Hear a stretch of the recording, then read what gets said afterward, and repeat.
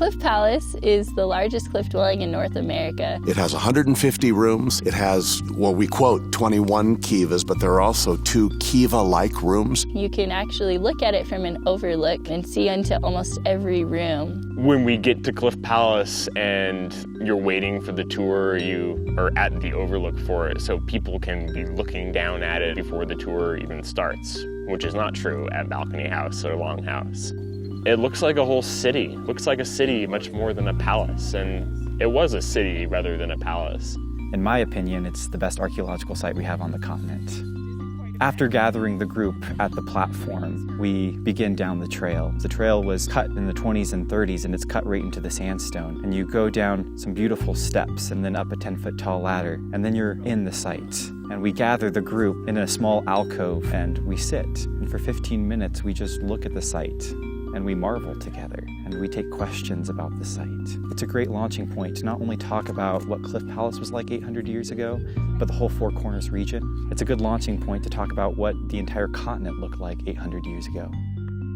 And from that point, we then walk with visitors directly underneath the architecture. When I first started giving tours of the site, I didn't really fully appreciate that middle stop because you're standing directly under the architecture, so really all you're seeing are these giant walls. But now I realize that is probably one of the most impressive parts of the whole site, because when you're standing across canyon looking at Cliff Palace, or even from the overlook looking down, you don't quite understand how large the walls are. But when you're underneath, those walls are so large you can't even see the entire site. And you get to look at each individually crafted block of sandstone that was crafted 800 years ago and realize how much time and energy the Pueblo society invested in these sites. They built these sites so grand that they were drawing people in from all over 800 years ago, and those walls are still drawing people in from even further places 800 years later.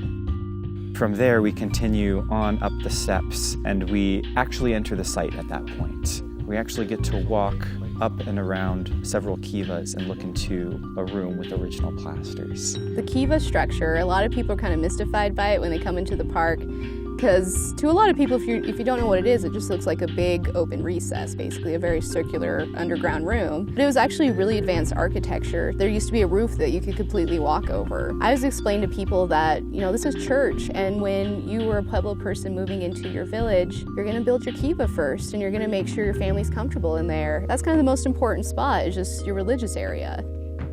From that location, standing around the kivas, you can look back on the site that you just walked through and you really get a sense of how grand it is and how beautiful it is. And the fact that it has 21 kivas, it really means it's something special. It's a place where people were gathering, not just living, but gathering as a whole community. I really believe it must have been central to life on the Mesa Verde. Not only is the site really grand, but again, the way you exit is the original entrance and exit. When you climb the ladders and you look just to your side, you can see the original hand and toe holds that they used to get into the site. So 800 years later, not only are people gathering in these same places people were gathering long ago, but they're using the exact same routes. The architecture at Cliff Palace, the 4-story buildings, the towers, remind us of the legacy that the ancestral Puebloan people left behind and how amazing they were when they were living here as well.